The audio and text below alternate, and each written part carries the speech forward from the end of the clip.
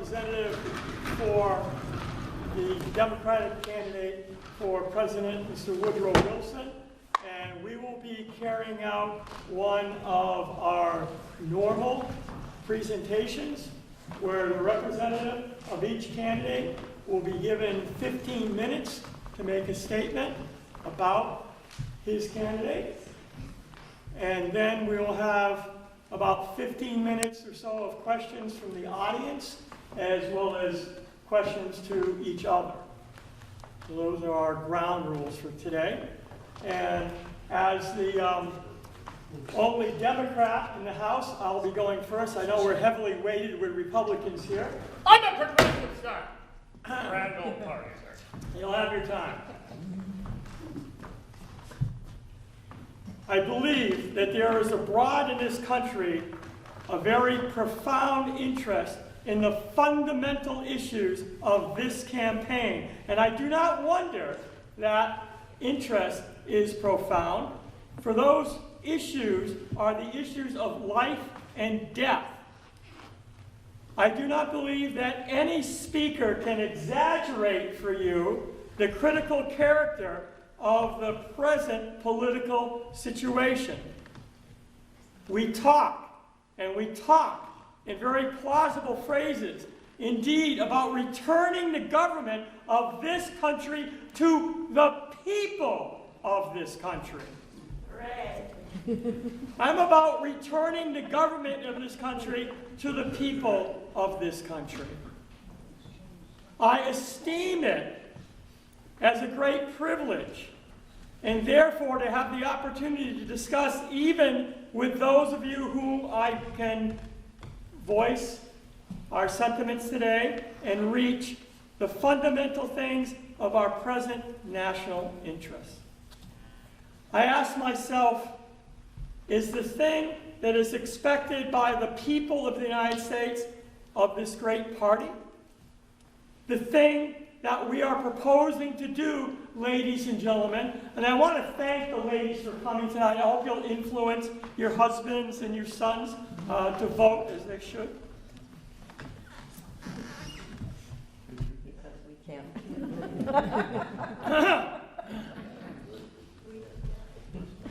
The thing that we are proposing, as I've just said, is to restore the government of the United States to the people. And this issue has arisen because it is sadly true that the government of the United States has not been under the control of the people in recent decades under the presidency of Mr. Taft and Mr. Roosevelt. We have found something intervening between us and the government which we supposed belonged to us, something intangible, something that we felt we could not grapple with, something that it was impossible to tear away from the spaces that lay between us and the government in Washington. And the thing I want to impress upon your thought tonight is merely that the Democratic Party is the only party that is now proposing to take away the influences which have governed the administration of this country and kept it out of the sympathy with the great body of the people. I want you to particularly notice that there are only two parties in the present campaign, or rather, there is only one party and two fragments of another party. Because it's not the Democrats that have got over into a new party, it's almost exclusively the Republicans. And what we are facing, therefore, is two segments of a great disrupted party. The Republican Party is in turmoil. Yeah. And because the two segments are made up in this way, you know that on one hand, there are those who call themselves regular Republicans, and there are those on the other hand that give to themselves the entire name of progressive Republicans. No such But what I want you to realize is that these progressives have not drawn to themselves the old force, the old insurgent force of the Republican Party. You have therefore this extraordinary spectacle of two branches of the Republican Party, both of them led by men equally responsible for the very conditions which we are seeking to alter. And the reason that some of the insurgent Republicans are not following Mr. Roosevelt is that they have already tested Mr. Roosevelt when he was president, and they found him not willing to cooperate with them along any line that would be efficient in checking of the evils which we complain about. So that the leader of the very movement which is proposed for our emancipation is a man who has been tried in that very matter and is not found either willing or competent to accomplish the objects which we seek. We'll talk about competency when we talk about Gettysburg, sir. Therefore, to my mind, it is a choice between Tweedledee and Tweedledum. To choose between the leader of one branch of the Republican Party and the leader of the other branch of the Republican Party. Because what the whole country knows to be true is that these gentlemen deny responsibility. The whole country knows that special privileges have sprung up in this land. The whole country knows, apparently except for these gentlemen, that it is due chiefly to the protective tariffs. I know many of you don't pay attention to tariffs, but it's very critical. These gentlemen deny responsibility for the tariffs. These gentlemen deny special privilege has been caused by their administrations through the protective tariffs.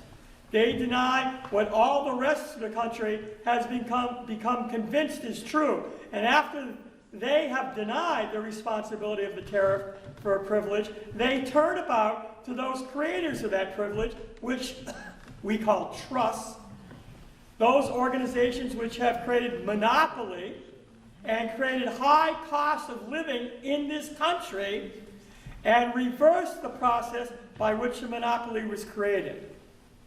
Because in the very platform of the third party, it is not said that they intend to correct the conditions of monopoly, but merely that they intend to assuage them, to render them less severe, to legalize and moderate the process of monopoly so that the two things we are fighting against, namely excessive tariffs and universal monopoly, are the very things that these two branches of the Republican Party both decline to combat.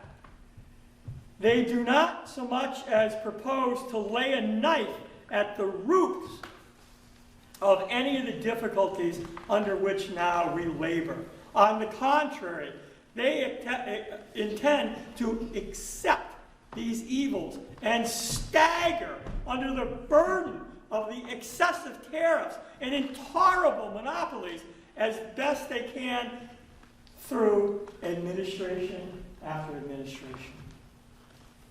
I find, therefore, that it is inconceivable that the people of the United States, whose instinct is against special privilege and whose deepest convictions are against monopoly, should turn to either of these parties for relief when these parties don't so much as pretend to offer them relief.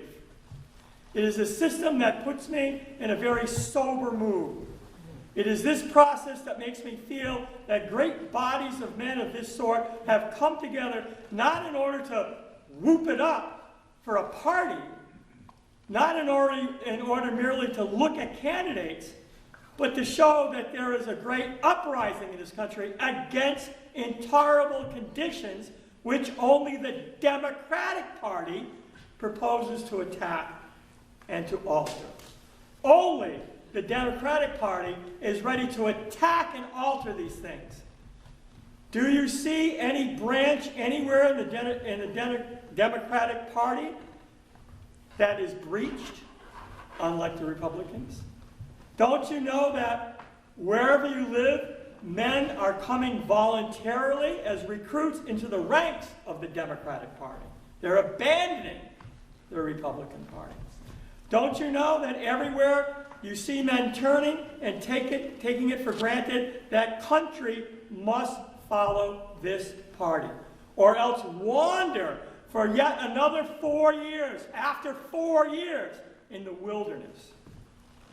There are some noble people, there are some people very high in principle who believe that they can turn to other quarters for relief, but they do not simply do so because these parties are preaching for change. It's because they blow beautiful bubbles in front of them to distract them. They see them float in the air of their oratory. Men like these who paint iridescent dreams of uplifted humanity, men who speak of going to the rescue of the helpless, men who speak of checking the oppression of those who are overburdened, men who paint the picture of the redemption of mankind and do not admit who they are preaching to this doctrine. They are men who have already been seen. They have already been tested. They both are or were president. And after their time that they possessed the power to do so, they refused to do so. Is humanity burdened now for the first time? Are men in need of succor now who were not in need of succor 10 years ago? Are men now in need of protection by the government who did not need protection when these gentlemen exercised the tremendous power of the office of the president?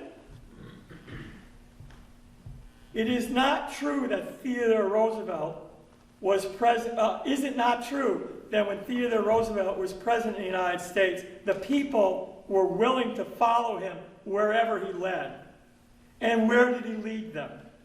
When did he turn the direction of this great uplift of humanity? How long was that division delayed? How impossible was it for him to see it when his arm was strong and could come to the succor of the weak? But he didn't. And now he has seen that he really wishes to regain their confidence by the failure of his act, and we need to forfeit his efforts. And so I say, it is not as if novices had come before us. It's not as if men had come before us who had seen these things all their lives and waited and waited and waited in vain for the opportunity to do the right thing. For we know the men who are dealing with, we know that they are men of a third party who are following that leader, notwithstanding the fact that they do not believe in him. They simply want a third party because they do not yet find themselves ready to trust the Democratic Party, and are yet unwilling to trust the regulars amongst the Republican Party. So that they are hoping that something will happen, even under a leader that they do not have full confidence in, that will enable mankind to find the opportunity to cast its masses against the gates of opportunity, and at last burst them open by mere reason of their gathering multitudes. They do not look for guidance, they merely hope for the consumption of united power in a blind effort to escape something that they fear and dread. Ah, gentlemen, shall they go under such shepherds? Shall they go deliberately unshepherded? Shall mankind follow those who could have succored them and did not. And now, what is happening? Well, our objective, as we call you to witness throughout this campaign, is to discuss not persons, but issues. We are not interested in persons. I tell you frankly, I'm not interested even in the person that the named Democratic candidate for president, Mr. Wilson, even though I'm representing him. I am sorry for him. I'm not interested in him. I'm sorry for him. I'm sorry for him because I believe he is going to be elected. And I believe that there will rest upon him the carrying out of these fundamental tasks. And there will be no greater burden in our generation than the organization of the forces of liberty to our time in order to make the conquest of new freedom for America. It will be no child's play, but I believe it will be possible because man is not as big as his belief in himself. He is as big as the number of persons who believe in him. He is as big as the force that will back him. He is as big as the conviction of the convictions that move him. He is as big as the trust that is reposed in him by the people of this country. Not by a monopoly, not by the banks, not by the railroads, but by the people. And with that trust, with that confidence, with that impulse of conviction and hope, I believe the task is possible, and I believe the achievement is at hand. Vote for Mr. Wilson.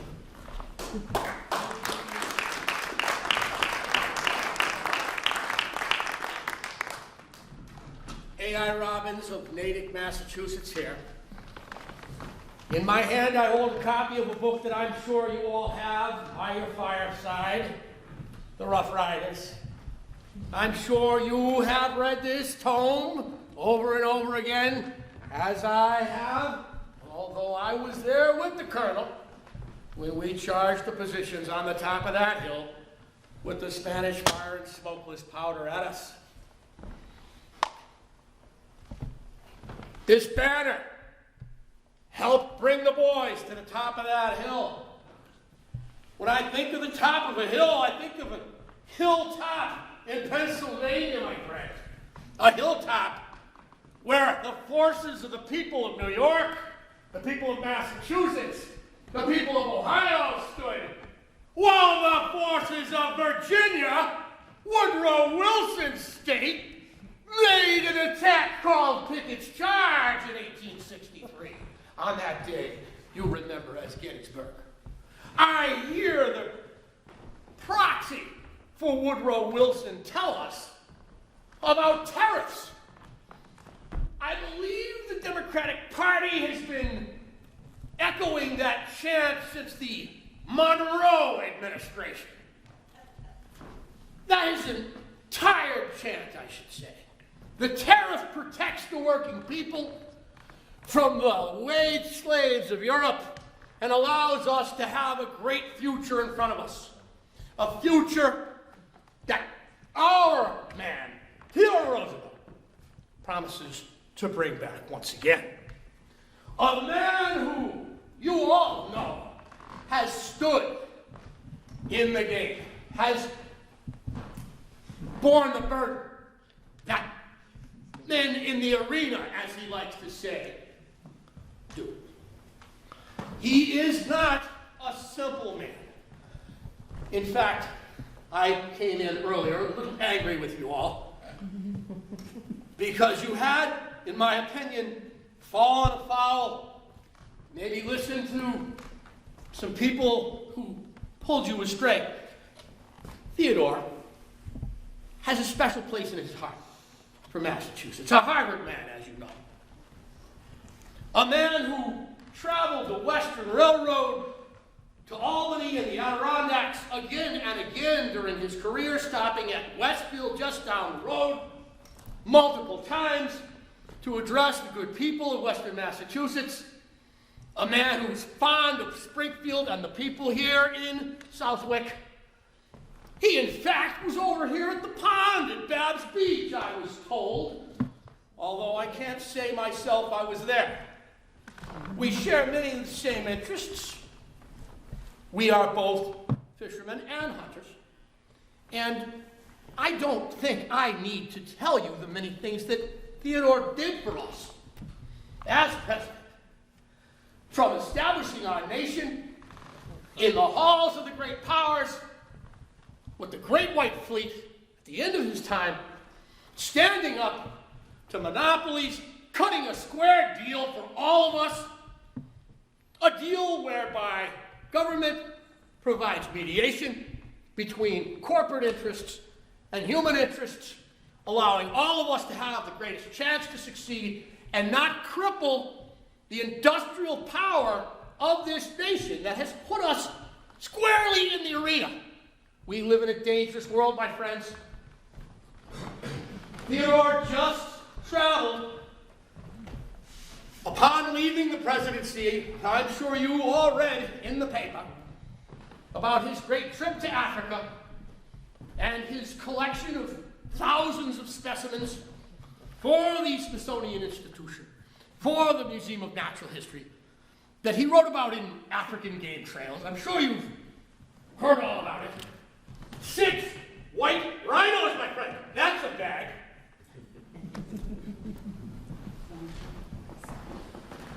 After his African escapades, where Roosevelt continued his strenuous life, he continued on to Europe.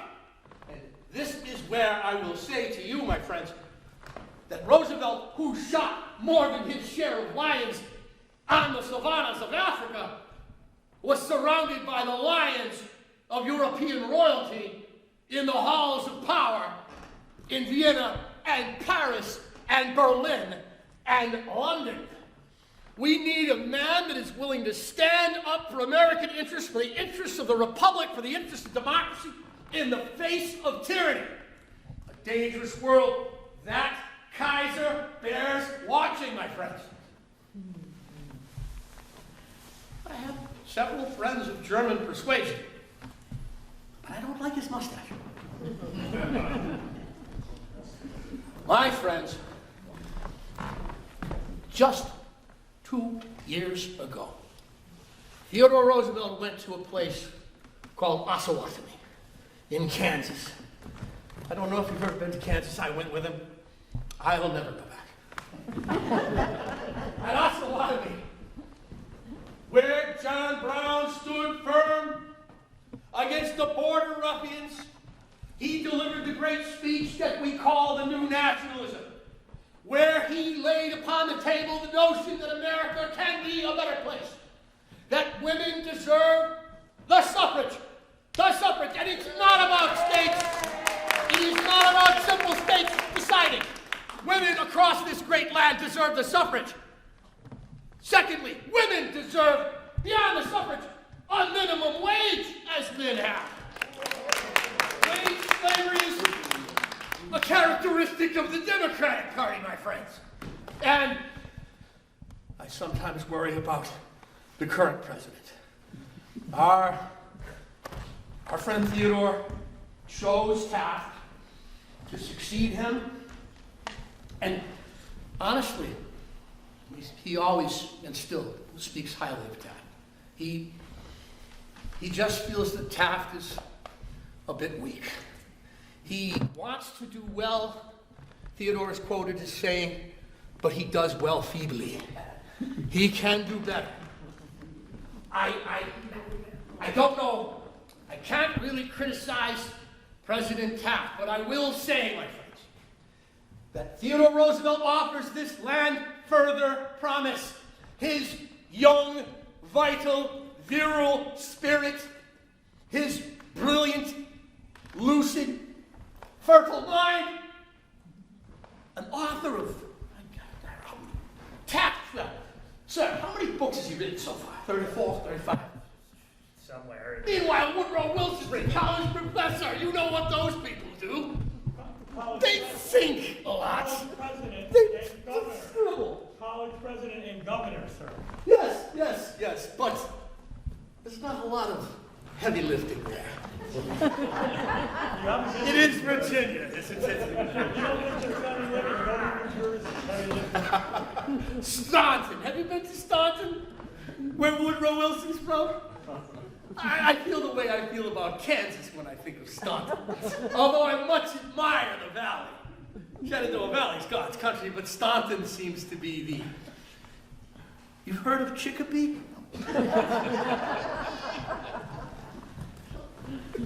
My friends, Theodore Roosevelt offers us a choice. We've known what he has offered us already and given us. We recognize in him a reflection of our best. He can be a reflection of some of our faults, and we know this. He can be brash. He can speak out of turn sometimes. But he means the best for us and our nation. To give him our vote, to win back Massachusetts, which is so fond in his heart, from his personal history, we could give him that gift in November. We would see the bull moose smile.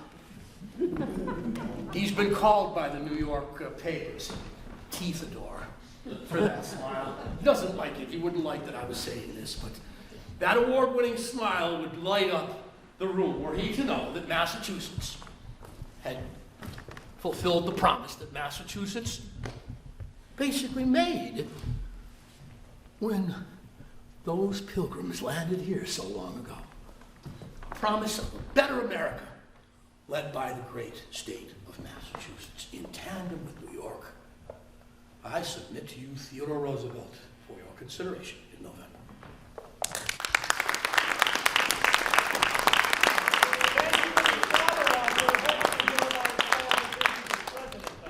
Representative of President's House. Thank you. I stand for the sitting President of the United States, William Howard Taft of Ohio, and the legitimate candidate of the grand old party.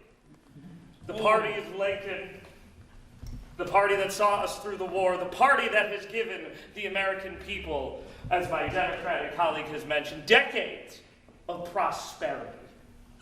Ever since the radical Democrats attempted to put silver into our currency and cause rampant inflation, and the Republicans won a great election and have heralded the cause of American freedom and power ever since. Theodore Roosevelt served well. He was a fine president of these United States, instituting many good policies. And when he retired, as he promised he would, in 1904, he said to the American people, "This is my second term. I shall seek no other." Clearly, he is someone who goes back on his own word, not to be trusted. I will admit he did so with great deprecation. His chosen successor, Judge Taft, Judge Taft has led this country through a great 4 years growing that prosperity, fighting against those monopolies my Democratic colleague had mentioned, to the point of angering Mr. Roosevelt on his safari escapades in Africa. Clearly, a rich playboy not interested in the working people of the United States. Here, in the Republican Party, we stand for stability, prosperity, and moving things, the gradual, incremental progressivism that can lead to a greater future for the United States, not some radical changes. I agree with my friend about the tariff, and I'm sure somewhere there's a representative for socialist candidate Eugene Debs toiling through the snow to try and get here. We can't have any of that radicalism.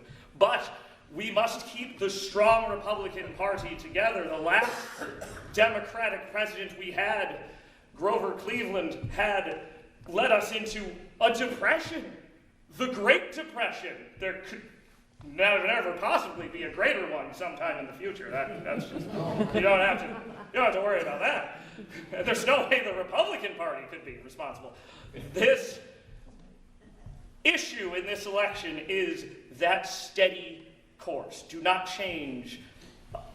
Do not switch your horses midstream. This Republican administration will surely overcome this minor fractional dispute, as we used to when it was the stalwarts and the half-breeds. But the ego of Mr. Roosevelt has led to this fractious split. We will guide the ship of state on its steady course through all the dangers of foreign policy and give to our people everything that they need to protect them as workers, as businessmen, and as Americans. I submit to you, I plead with each of you, I'm not quite as verbose as my colleagues, to keep on the steady path and vote for President Taft.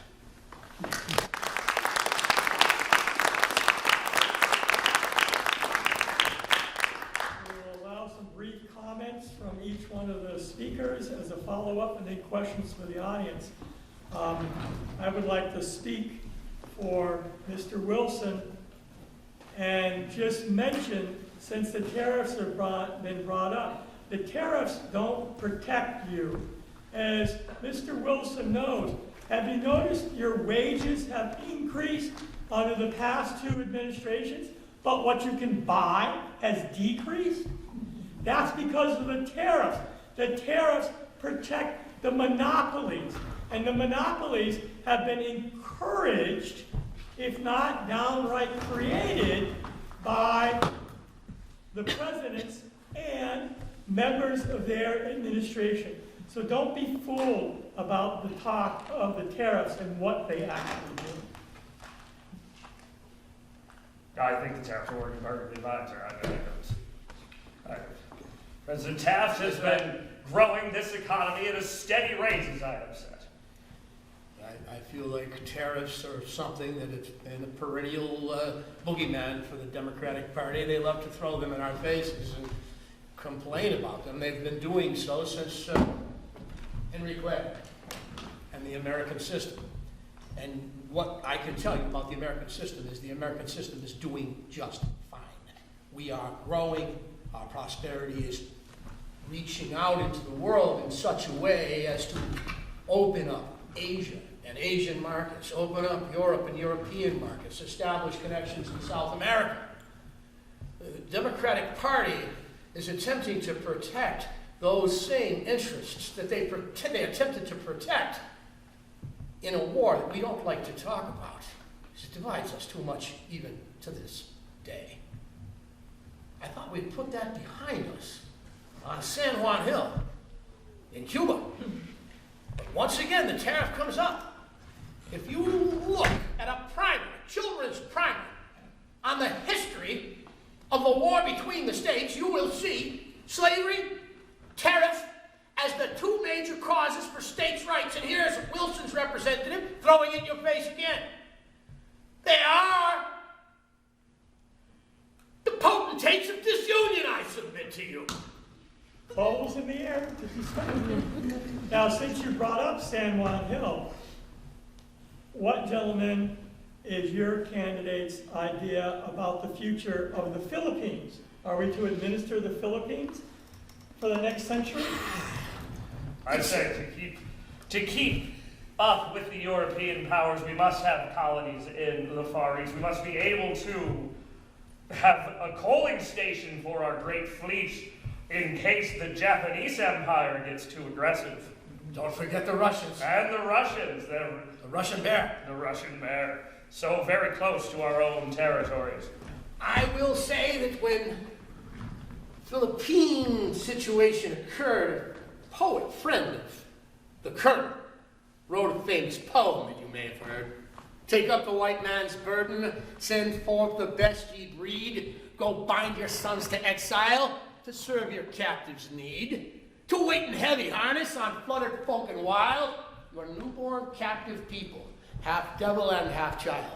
The point Kipling makes there is that, yes, the empire that the United States has found itself establishing because of the late war with Spain is not something that she necessarily wanted, but she has the duty that all Christian nations do of lifting up our brothers and our sisters who are less fortunate than we, and bringing them into the flower of the 20th century through education and healthcare.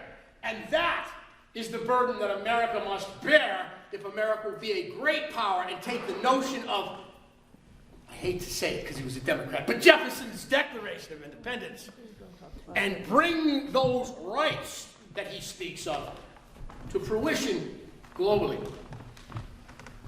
And Mr. Wilson believes how many more of our sons must go to the Philippines and how much more of our treasury must be spent in the Philippines.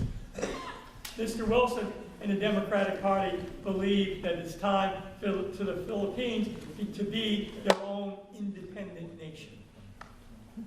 We've been there too long for too little.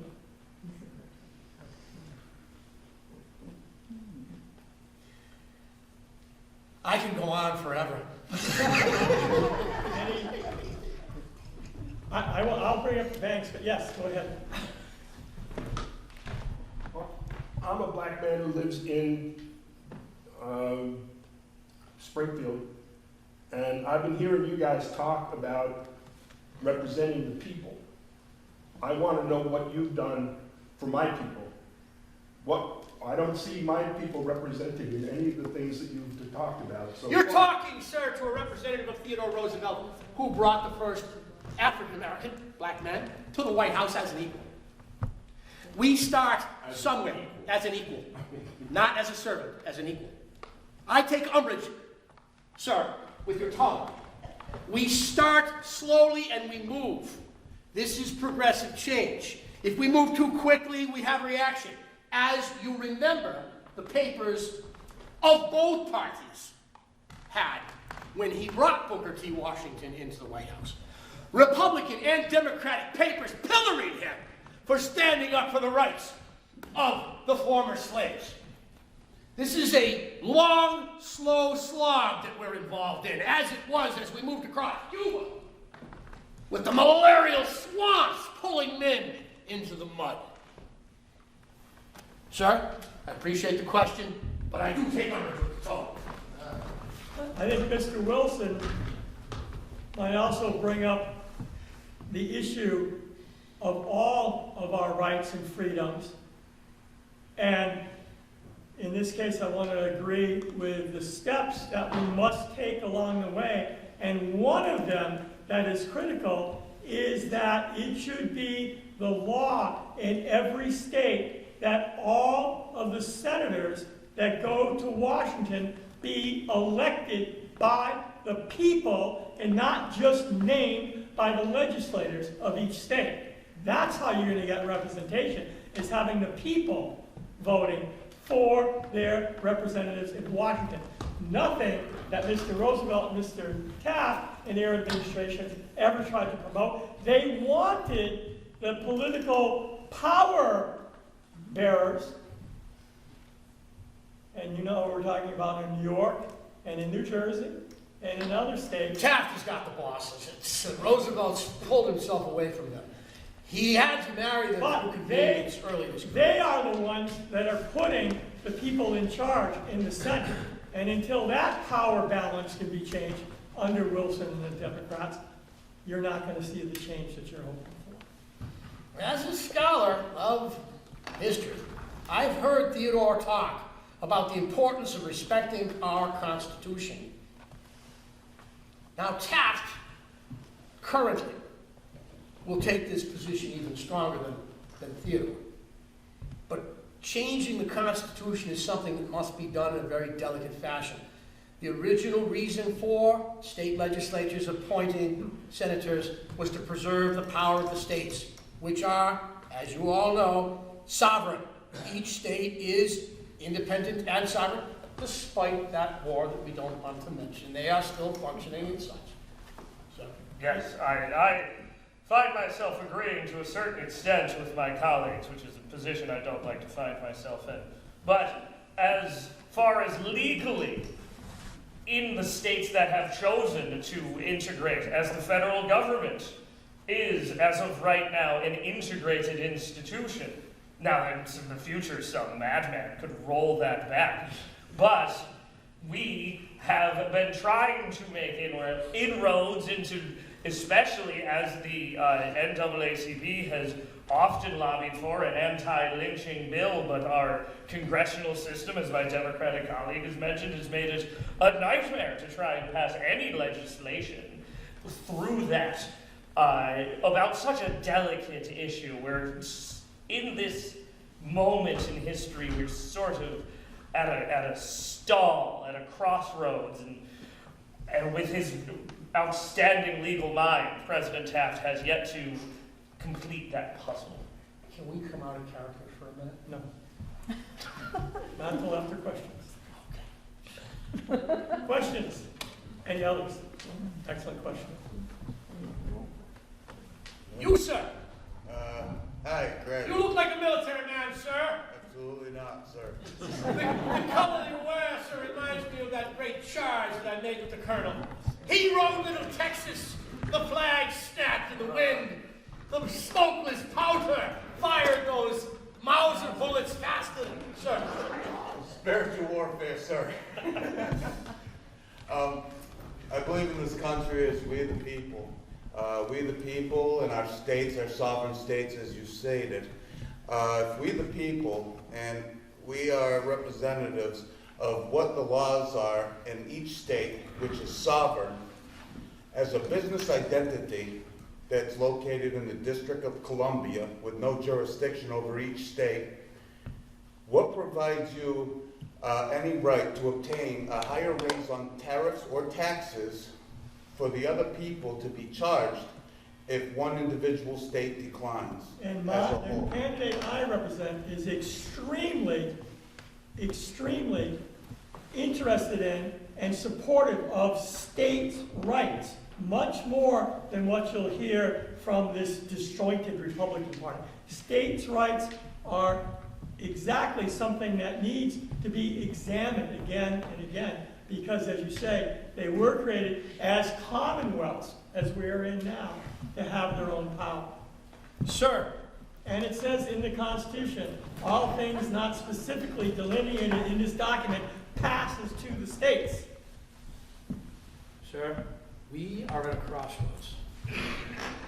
We have to consider that our railroads are stretching across this great land, linking sea to Monopoly shining railroads, sea. enriching only a very few people. That our infrastructure, that our bridges are so often of Civil War vintage, that our nation is surrounded by great nations that have, as you know, with a look at a simple map, gobbled up Africa like a piece of pie, taken India.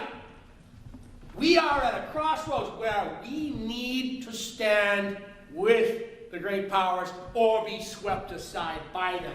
And I submit to you that my candidate, Theodore Roosevelt, he will do you one better, sir. He will give you an income tax where your money will be combined with other Americans' money that will then allow this federal government to reach out and do the things that it has the rights given to it by you and the Constitution to do for the good of all of us.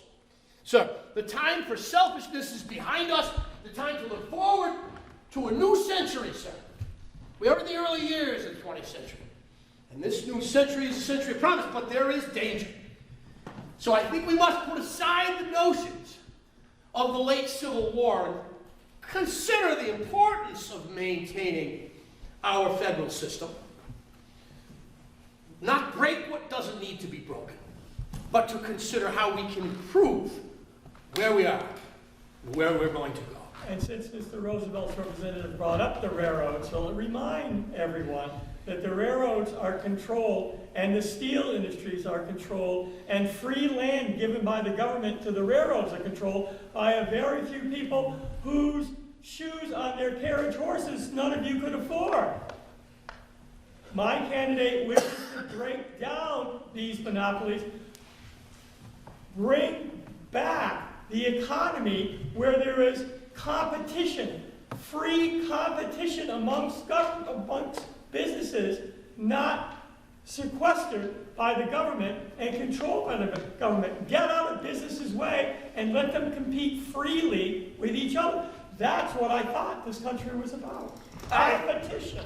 I find states' rights often an ideology of convenience for people, where they use it to find ways around the amendments to the Constitution, particularly in our democratic southern states, who have passed their own laws to ignore the 14th and the 15th Amendments routinely.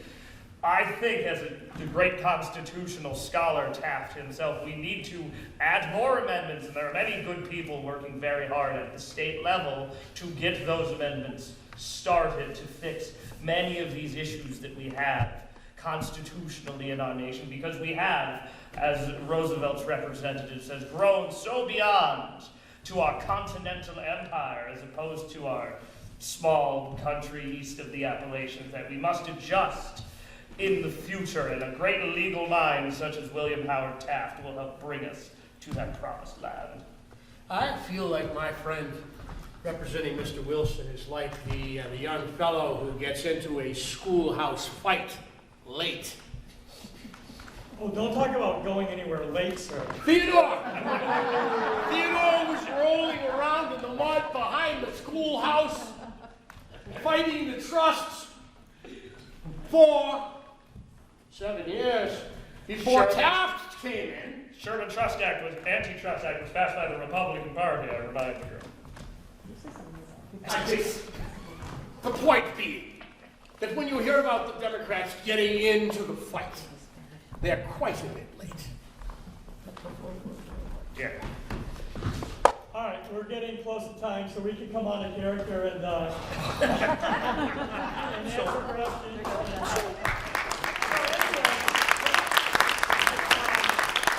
I just want to remind everybody that doesn't know that Wilson did win.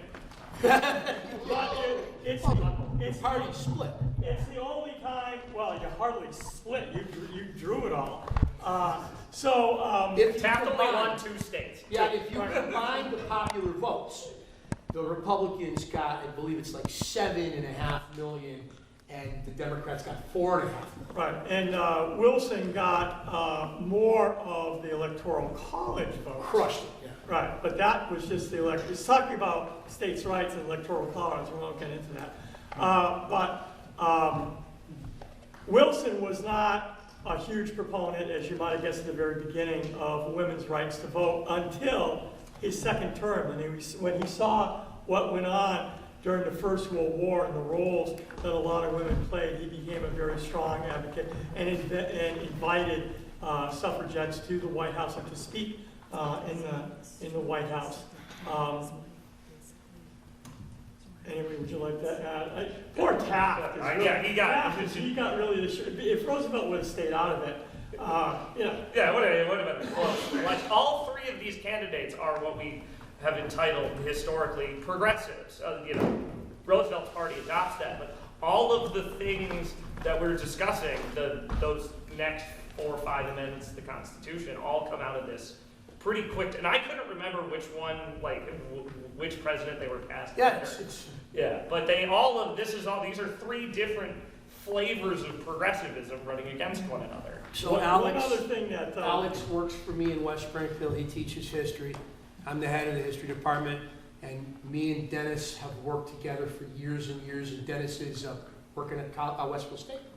The point being that the period that we're talking about, Roosevelt, Taft, Wilson, is The first called the Roosevelt. progressive presidents. Yeah. And you'll notice, we were talking on the way here, that if you were to take a look at Reagan, Bush, Clinton, those 3 can be looked at, Yeah. right? Well, it would be Reagan, Bush, Clinton, Bush. Clinton was a conservative governor, if you remember, and he ran, so you As have a new these Democrat, moments, yeah. these moments in Realignment. American history where you have everybody piling on to ideas because, of course, we're a democracy and they want to capture the vote of the people. I'm not a political scientist, but you can see what I'm pointing. and we don't.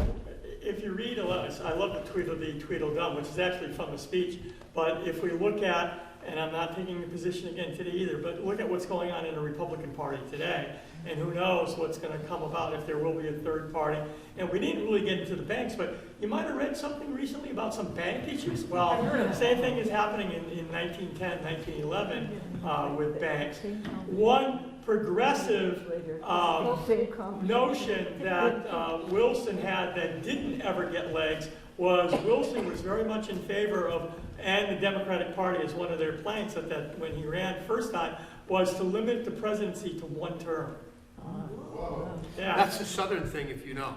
You gotta The do South that had, for the the South had, senators. what?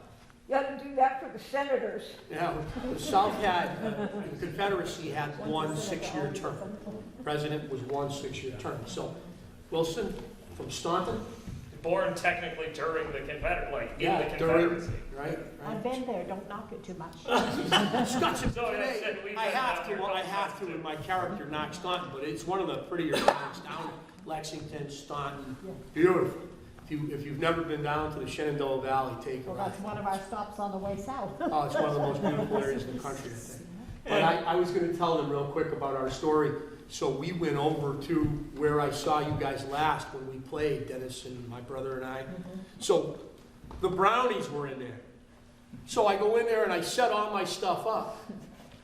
And I'm waiting for Dennis to come in, thinking that Dennis is late, and nobody's coming in. He was my ride. So me and him walk out, sit on the bench in front, and all of a sudden the Brownies leave, and they shut the door and lock the door, and all my stuff is stuck in there.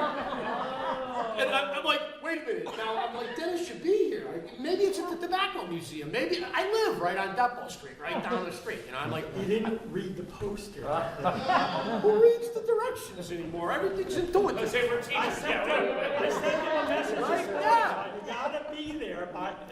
I thought you were gonna say that Dennis dressed up as a brownie and was. Well, this is such a cool opportunity for us. We did once, long ago now, we did the election of 1840 Yeah, the day I remember that. at the Day House, and I played a candidate. I was representing Van Buren. Van Buren, and you were representing Harrison. We did some music, because, you know, the presidents had their campaign songs, so we did some music, and we did some stump speechification and all that. And this is cool because, as Dennis will tell you, there's an increasing interest in the early 20th century. The early 20th century is the hottest thing in history right now. So it's an opportunity, and I mean, I have every book in my collection at home. I have every book that Theodore Roosevelt ever wrote. That's a first edition, that's a first edition, this is, I don't even know what that's worth, that's a ton. But this is what he actually wrote, and it's filled with those interesting color plates, right? Yeah. So he goes on his African hunt, his great safari, and this is what comes out of it, you know? You shouldn't even, you know. I did not admire that part. Huh? I did not admire that part. They're just blowing bubbles to divert your attention to what's going on in this country. You know, he's got Hunting Tales of a Ranch, and then he's got all those books about hunting. All right, we're going to do a couple more quick comments and we have to wrap it up. Yes? Me. Comment on the tariff issue. Presuming this is 1912 Southwick. First of all, we wouldn't be here. This didn't come Right. into being until about 20 years later. So close but no cigar. We probably would have been near where you showed up. We would have either been in the Dickinson School or the Congregational Church. Those were kind of the meeting places in Southwick.